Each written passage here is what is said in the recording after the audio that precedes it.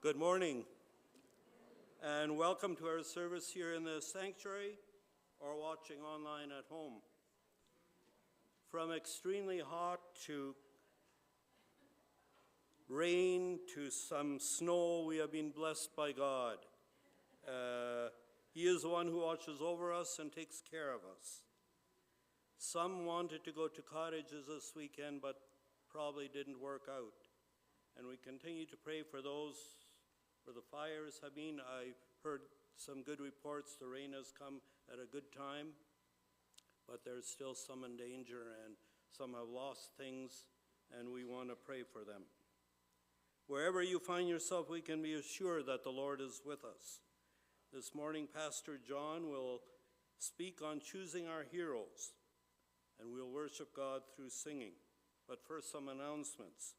This coming Tuesday, 10:30 in the morning, the 55 Plus Ascension Day service.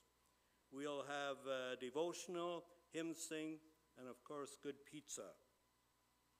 Then June 22nd on Sunday, that's Promotion Sunday.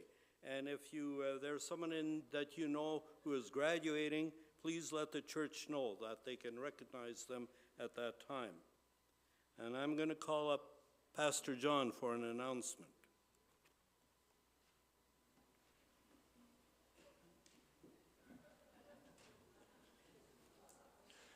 This morning, we are, after the service, there he is. Hi, Rob. I knew I'd find him here somewhere.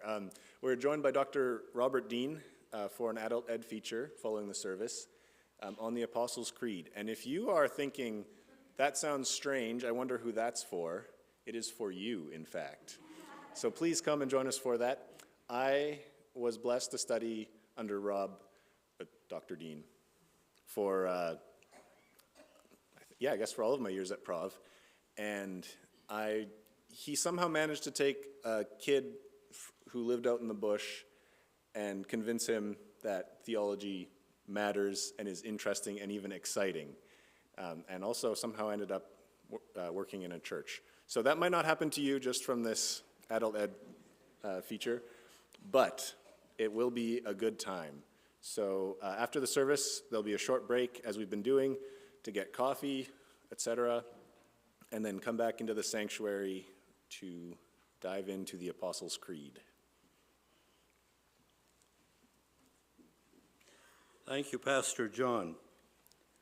We had our annual spring report meeting last Tuesday night. There was a good time of fellowship, reports, and of course, desserts. And let's continue to pray for all those who have a part in the church ministries. And you can read the rest of the announcements in the handouts from the ushers. If you are able, please stand for the call to worship and remain standing for singing. For our call to worship, I'm reading Psalm 34, verse 1-4. I will praise the Lord at all times. I will constantly speak his praises. I will boast only in the Lord. Let all who are helpless take heart. Come, let us tell of the Lord's greatness. Let us exalt his name together. I prayed to the Lord, and he answered me. He freed me from all my fears. Let's pray. Thank you, Lord, that you know all about us, that you know our needs and wants. So this morning I pray that you will shower us with your blessings as we listen to you. In Jesus' name we pray. Amen.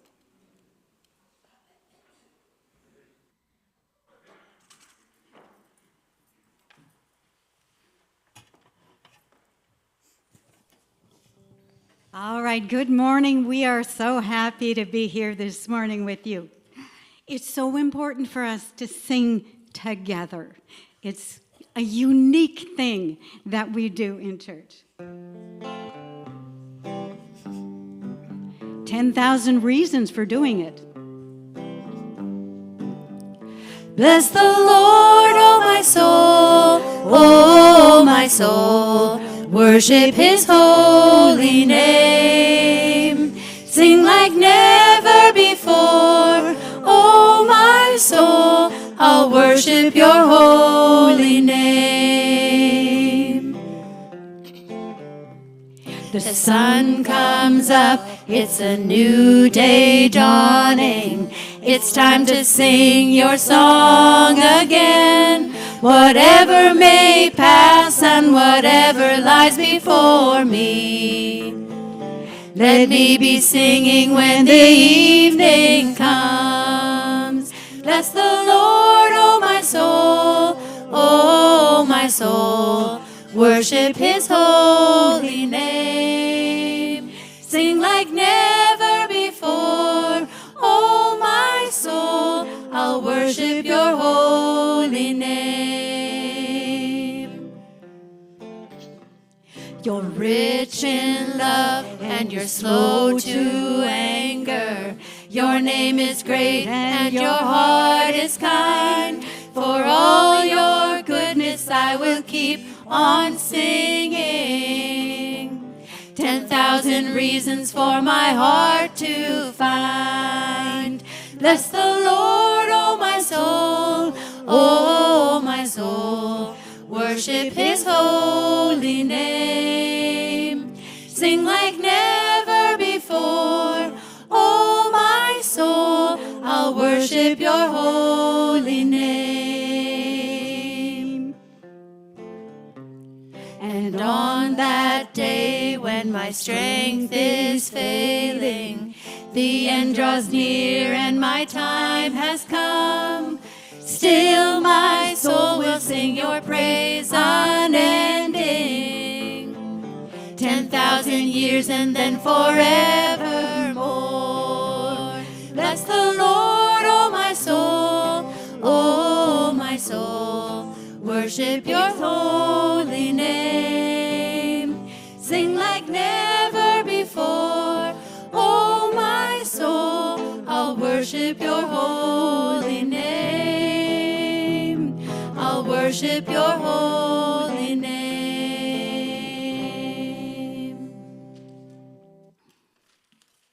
The love of God. Was a favorite song for my dad. I think it's Scott's favorite song too. Maybe even more people. The love of God is greater far than tongue or pen can ever tell. It goes beyond the highest star and reaches to the lowest hell. The guilty pair bow down with care. God gave his son to win. His erring child he reconciled and pardoned from all sin. O love of God, how rich and pure, how measureless and strong, it shall forevermore endure, the saints and angels' song. When years of time shall pass away and earthly thrones and kingdoms fall, when those who hear refuse to pray on rocks and hills and mountains call, God's love so sure shall still endure, all measureless and strong, redeeming grace to Adam's race, the saints and angels' song. O love of God, how rich and pure, how measureless and strong, it shall forevermore endure, the saints and angels' song.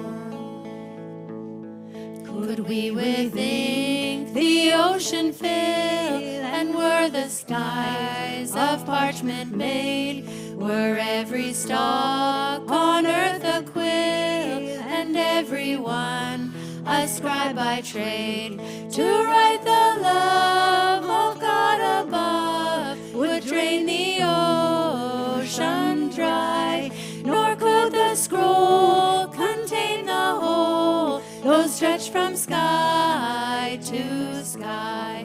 O love of God, how rich and pure, how measureless and strong, it shall forevermore endure, the saints and angels' song. Amazing Grace.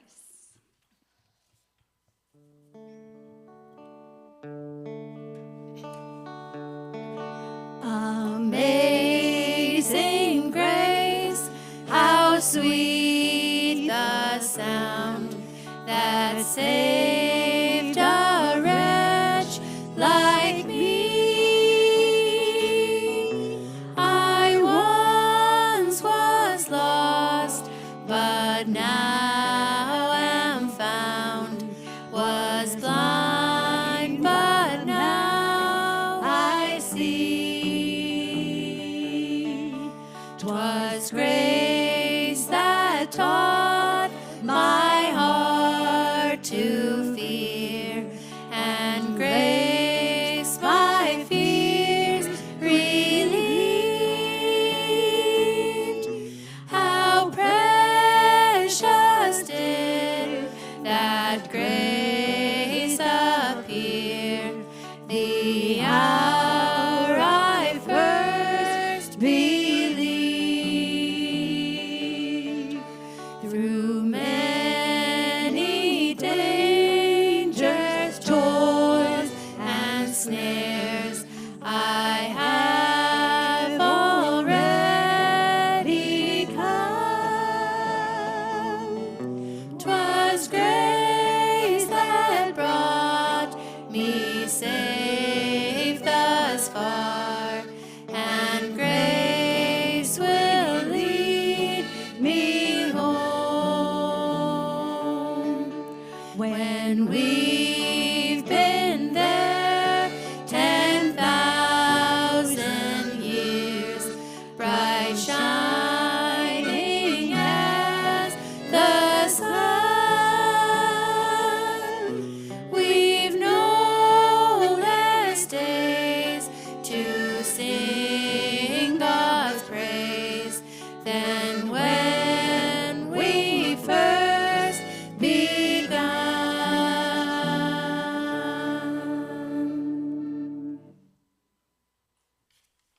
You may be seated. I'll ask the ushers to come forward to collect the offering. But first, let's pray together. Dear Heavenly Father, thank you for your mercy and grace in our lives.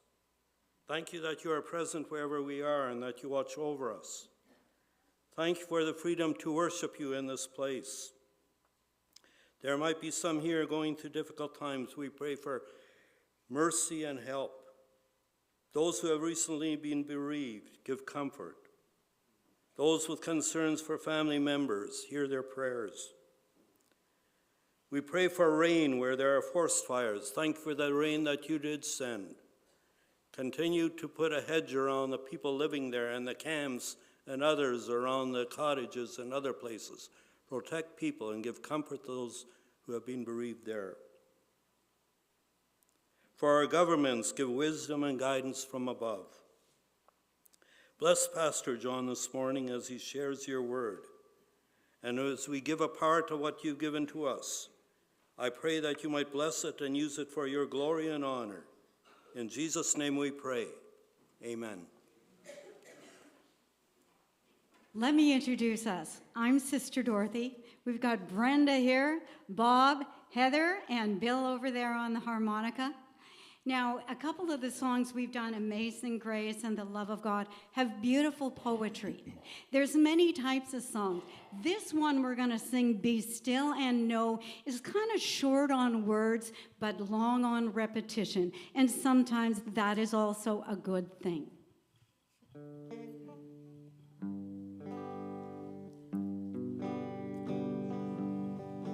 Be still and know that I am God. Be still and know that I am God. Be still and know that I am God. I am the Lord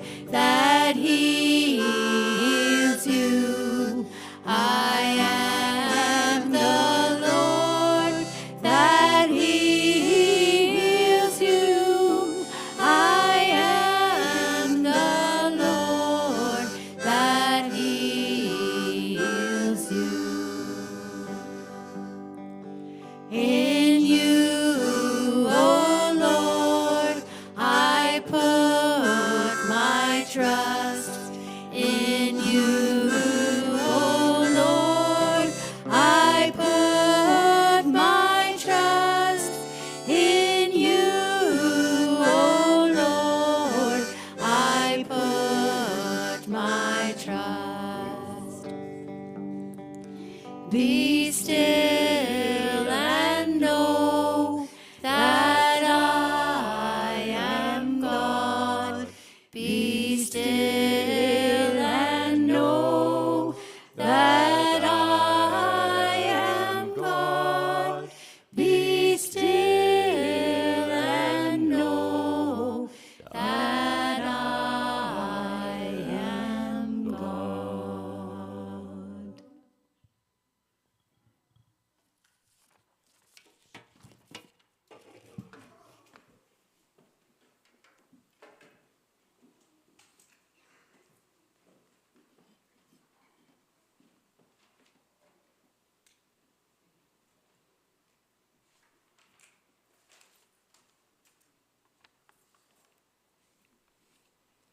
The scripture this morning is taken from 1 Timothy 3, beginning at verse 1, and I am reading from the New International Version.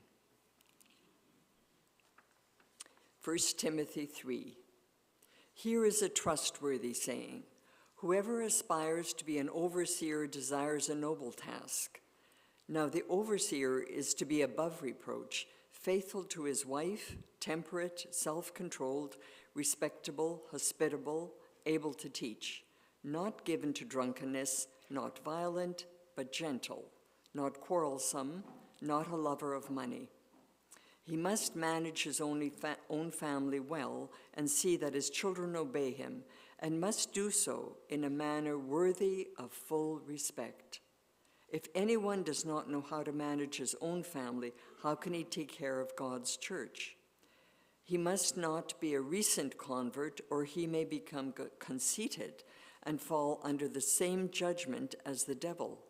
He must also have a good reputation with outsiders, so that he will not fall into disgrace and into the devil's trap. The word of the Lord.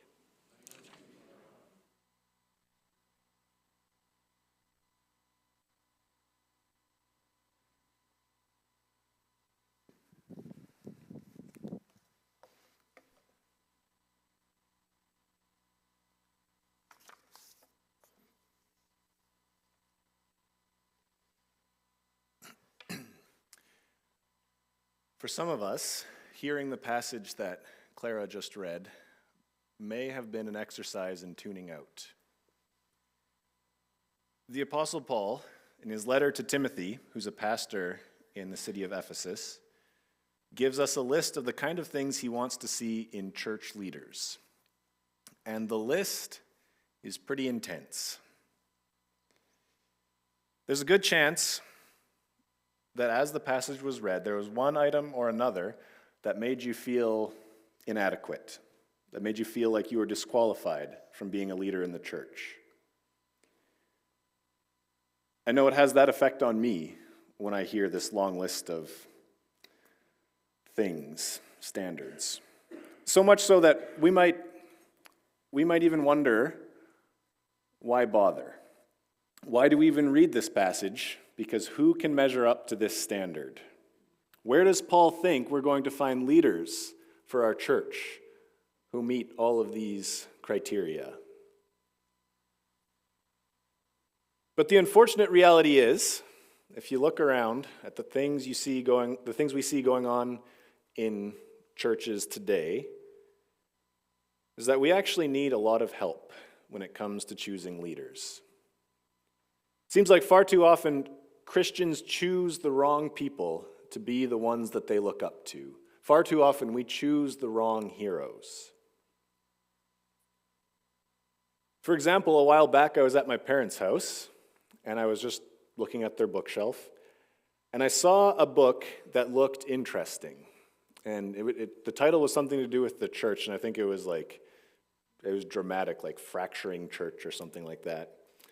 And I picked it up, and I saw it was written by a guy by the name of James MacDonald. And I flipped it over. On the back, I saw endorsements from Mark Driscoll and Bill Hybels. Now, if you don't recognize those names, you're actually doing all right, because those are three megachurch pastors who have since fallen from grace very publicly in scandalous fashion. And so it was bizarre to be holding this book with this trio of celebrity pastors who had since been disgraced. And that's just three of many. I could list off name after name of Christians we looked up to, Christians who had a following, Christians whose churches were setting the tone for Christian culture. Apparently godly men with what seemed like sound teaching, and their hearts turned out to be full of some really ugly stuff. And it's happened enough that we can call it a pattern, and that's a big problem for the church. Because as the saying goes, you become like the ones that you follow. So when we see Paul start talking about what we should be looking for in leaders, even if it sounds like heavy stuff, I think we need to pay attention. And so before we get into the specifics of this text, I just want to clarify what we're looking at in these verses. For whatever reason, churches have tended to read these verses sort of like a checklist. As in, if you check all these boxes, you're in. Miss one thing, that's it, disqualified, you're out. And there's a lot that can, and the problem with that is that there's a lot that can slip through the cracks. If all you have to do is check these boxes, these sort of external things, there's a lot that can go unnoticed. And conversely, there's a lot that we can miss if we're just looking for these, for someone who just checks these boxes. So instead, I think what we see when we read these verses, when we see these characteristics all put together like this, is that they form a larger picture, a greater vision of the kind of things that we tend to see when Jesus is at work in a person's life. When you follow Jesus, it changes you. You start to look like Jesus. So then when Paul says in verse 2 that church leaders should be faithful in marriage, again, churches have tended to use this, to read this as a command in the negative. That is, all you got to do is not be divorced. So check that box and you're good to go. But that misses a biblical vision of faithfulness, which is so much more than just remaining married. And so I think it's more helpful to understand this as part of Paul's broader vision of Christ and the church. So you look at Ephesians chapter 5, where Paul is talking about marriage, but he can't seem to explain what marriage is without talking about Jesus and the church. Jesus is unbreakably faithful. Got to get that one right. Jesus is unbreakably faithful to his bride. Jesus gives himself to us. He gives his life for his church. And in his love and faithfulness, Jesus shows us God the Father, who is slow to anger and abounding in steadfast love. So Paul wants to see leaders who have been formed in the steadfast love and faithfulness of Jesus. He wants people leading the church with Christ's own love, his own self-giving, steadfast love for his church and all of its people. So I'm not sure that divorce is specifically what's in view here. I think the one we're supposed to see is Jesus. I think the thrust of what Paul is saying, which will hopefully become clearer as we go when we take this whole passage together, is that Christ's steadfast love for his church is something you want to see taking shape in all areas of a church leader's life, including, if applicable, her marriage. And so another thing that Paul mentions is that leaders should be temperate. And that's kind of an old word. You could say sober-minded, so level-headed, not a loose cannon, steady, reasonable. Again, we can see how this reflects the way that God deals with us. God is patient. He doesn't act out of impulse. He isn't moved by uncontrollable urges. God acts according to his word. God is holy, steadfastly loving, and faithful. So again, Paul wants leaders in churches whose relationships mirror God's own relationship to us. Also mentioned, leaders should be respectable. Have you noticed, this comes up in culture, especially in movies, that we really have a thing for disrespectable heroes? I don't know what kind of movies you watch. A good example is like the kind of characters that like Harrison Ford tends to play, or Clint Eastwood. I don't know if that means anything to anyone, but it's like a whole trope, like the gritty, rough around the edges hero.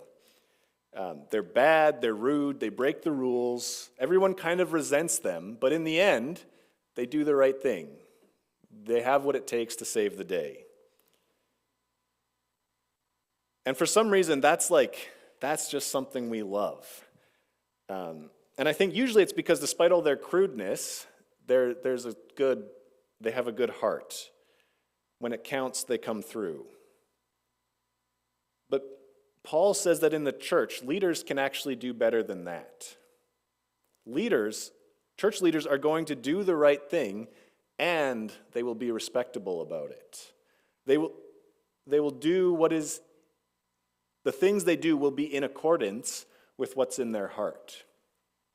And so again, we think of Jesus in his ministry. His opponents tried for years to discredit him, to find something to accuse him of, something that would get people to stop following him around.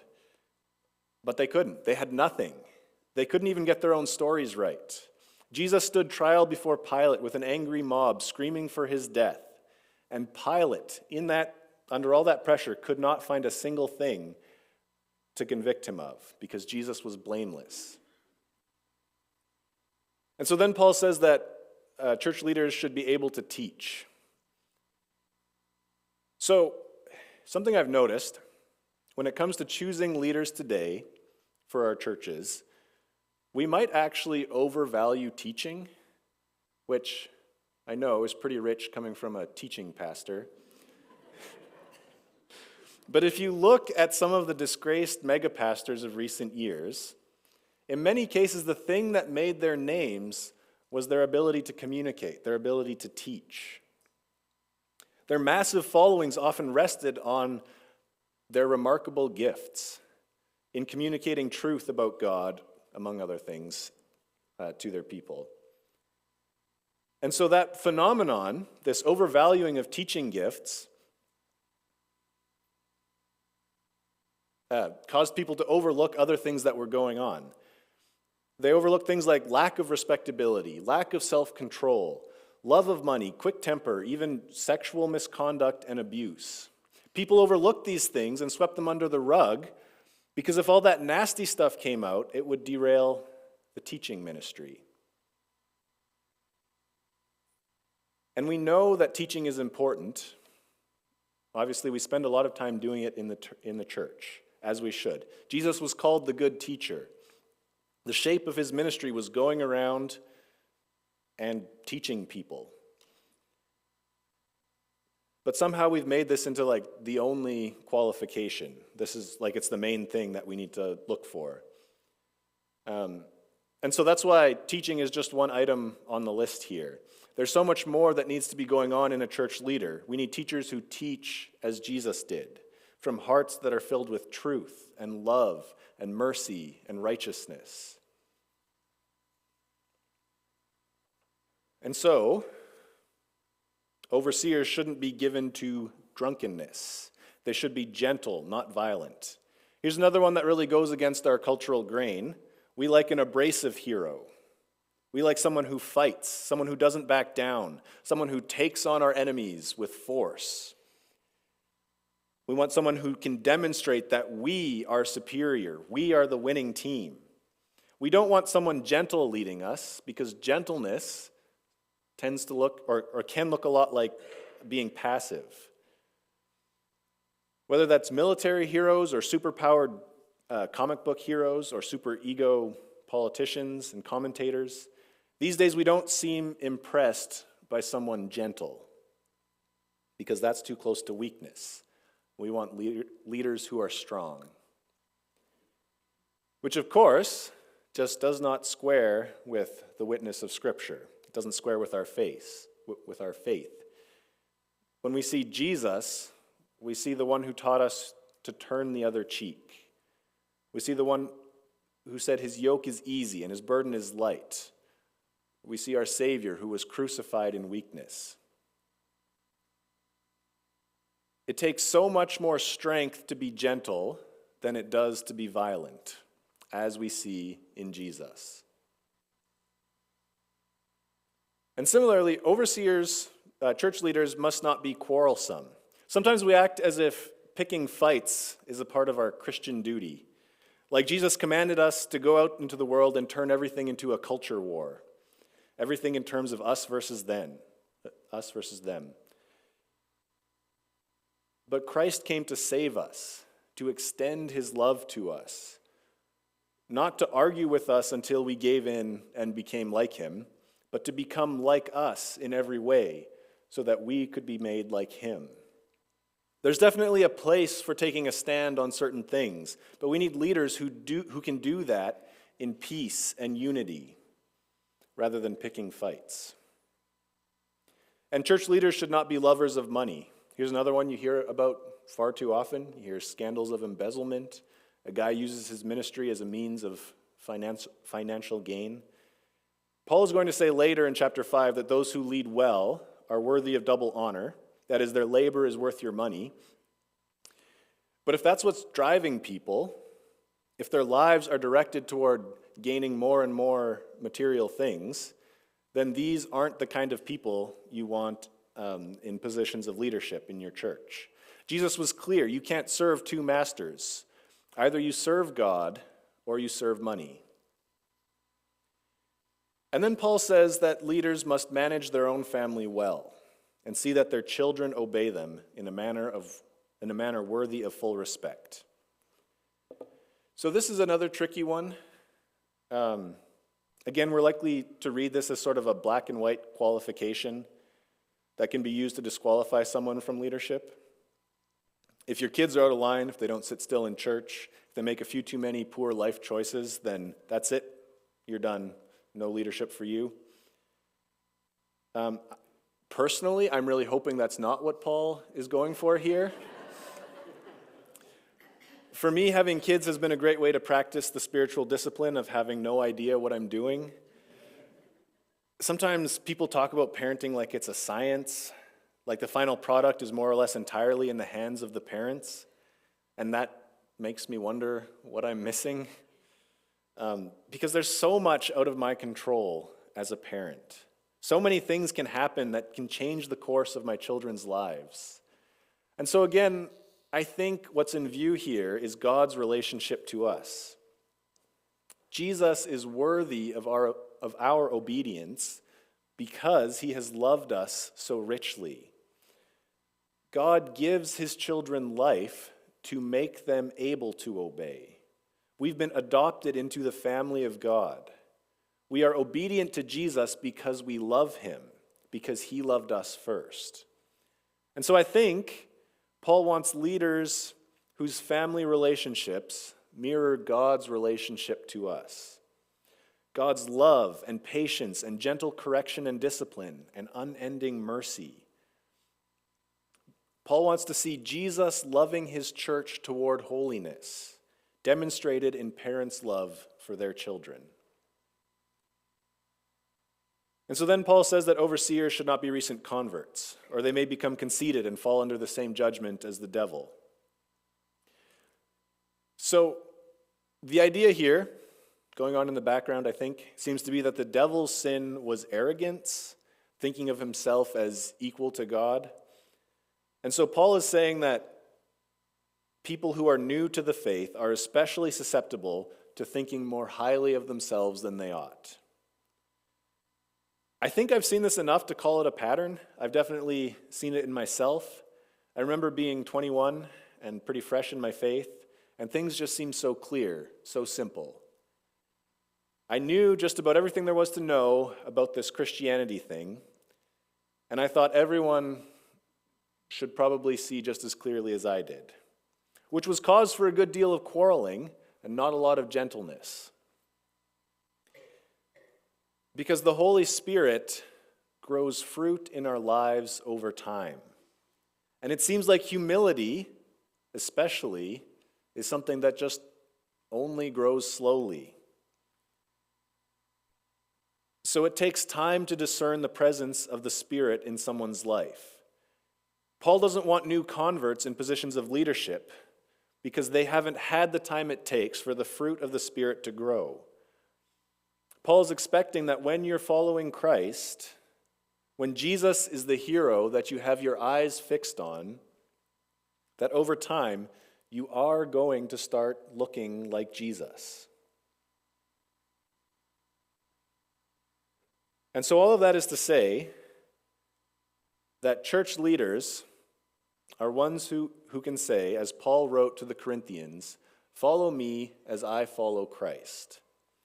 We need leaders in the church whose lives are proof of concept, that following Jesus really does change a person, that the power of the Spirit really is enough to change even me. So Christian leaders are meant to be something like signposts of the new creation. They are pictures of where we're all going, of what we are all being made into. They point to our future reality of being conformed to Christ, which is so needed because for me, at least, reading a list like this can be overwhelming. It can be discouraging even. It can serve as a reminder of how far I have to go, which is why our leaders are so important. These are people who can come alongside and say, hey, fix your eyes on Jesus. Look at what he's done. See how he's been so good to us all of these years. Leaders give us all hope. They are proof that God is faithful, that the Spirit really is at work in us to conform us into the image of Christ.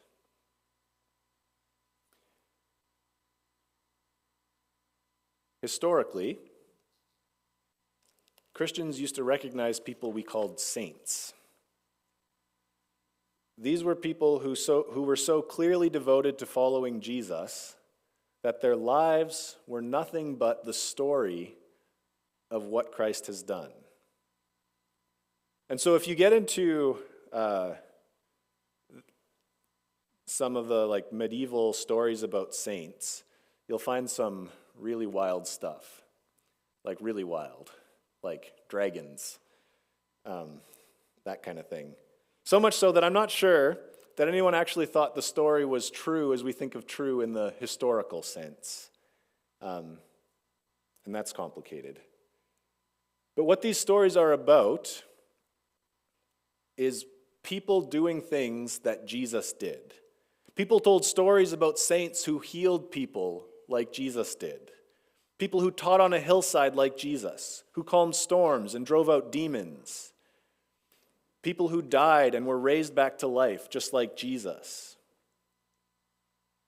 And in those wild stories where saints fight against dragons and sea monsters, when they defeat the evil monsters, they do it not by their own strength or by their own intelligence or cunning or whatever. They do it by making the sign of the cross, just as Jesus conquered evil on the cross. And so the point was that when the thing that made someone a hero, the thing that made a person worth telling a story about, worth looking up to, worth wanting to be like, was that those people were like Jesus. They lived and they spoke and they acted like Jesus did. But if fighting dragons isn't your thing, then I have some other saints for you to consider. Because this church is full of people who have been following Jesus for a long time. So many people here, I've seen it, so many people here live lives that tell the story of Jesus. We have so many great examples to choose from, and so today I get to tell you the story of our superhero Sunday school teachers. Sometimes they probably do feel like they're up against dragons, if only because there's a dragon costume in the playroom that my son is convinced still fits him. It does not. But more importantly, our Sunday school teachers are committed to showing Jesus to our children. After our Good Friday service here at church, my kids were telling me the Easter story. The gospel story that Jesus died on the cross for our sins after eating some cornbread and was buried in the tomb, and on the third day rose again. My boys were telling me the story of Jesus because we have Sunday school teachers here who are dedicated to telling the story of Jesus with their words and with their lives. They are dedicated to making this church a place where even a 3-year-old in a dragon costume can come to encounter Jesus. And so I'm convinced that this is an example of Christ-shaped leadership. Jesus said, "Let the children come to me, for the kingdom of heaven belongs to such as these." That's what our Sunday school teachers are doing, bringing our children to Jesus by being people who are becoming like Jesus. And there's so many other ways that the people of this church lead us all toward Jesus. There's so many people here living lives in which you can see the Holy Spirit at work. We are blessed here in this church with so many people whose lives are a witness to the love and mercy and faithfulness of Christ. So, when the discernment team calls you up and asks if you'd consider serving in a particular way, take that seriously, because it means that people here can see Christ at work in you. It means the shape of your life really is starting to look like Jesus. It means that you have pointed people to Christ just by being who you are. And that's what we need. We need people like you, people who fix our eyes on Jesus, leaders who lead us to Jesus, whose lives demonstrate the goodness of life in Christ, people who are living proof that God is faithful, that he who began a good work in you will carry it on to completion until the day of Christ Jesus. Amen.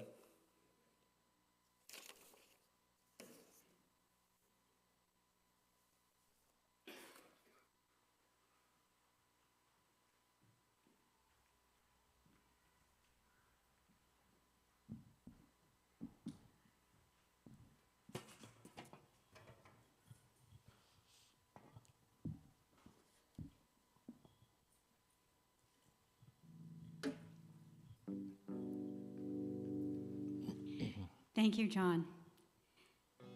We're going to finish O Healing River. This is a topical song for our climate nowadays and kind of the metaphor of the Creator as a healing river. Also, there's a great rhyme in here, flourish and nourish. We really like this. Somebody's spent some time on working on rhymes.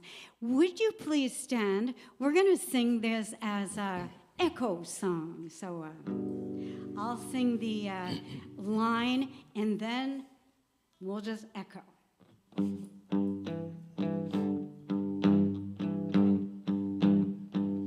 Oh, healing river, O healing river, send down your water, send down your waters, send down your water send down your waters upon this land. upon this land. Oh, healing river, O healing river, send down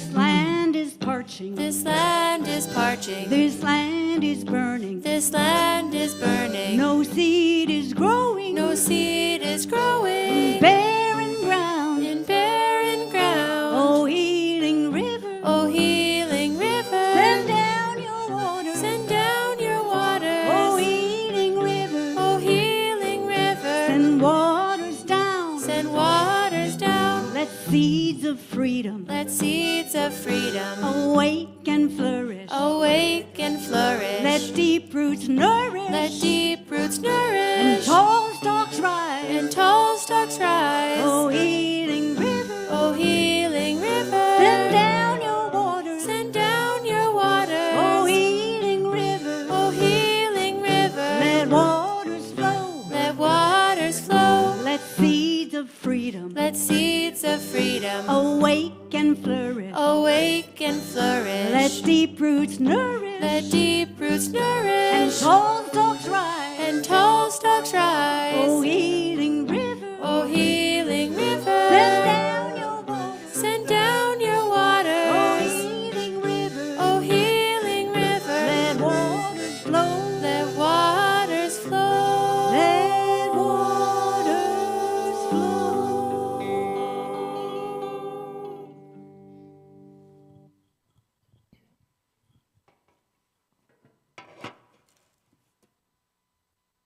Thank you, worship team, for filling our hearts and souls with melodies inspired by God. And thank you, John, for practicing what you preach. Thank you for being one of our pastors and leaders. We've seen you and it's great in the way you teach. We all have things to learn of what you're teaching us. For the benediction, I'm reading, but before I do that, remember the seminar or whatever you want to call it that's coming up right after you've got your cup of coffee. For the benediction, I'm reading Psalm 34, verse 8 to 9. Those are verses following what I did for the introit before. Psalm 34, 8 to 9. Taste and see that the Lord is good. Oh, the joys of those who take refuge in him. Fear the Lord, you his godly people. For those who fear him will have all that they need. Have a great week and experience God's grace and goodness in your lives. Amen and amen.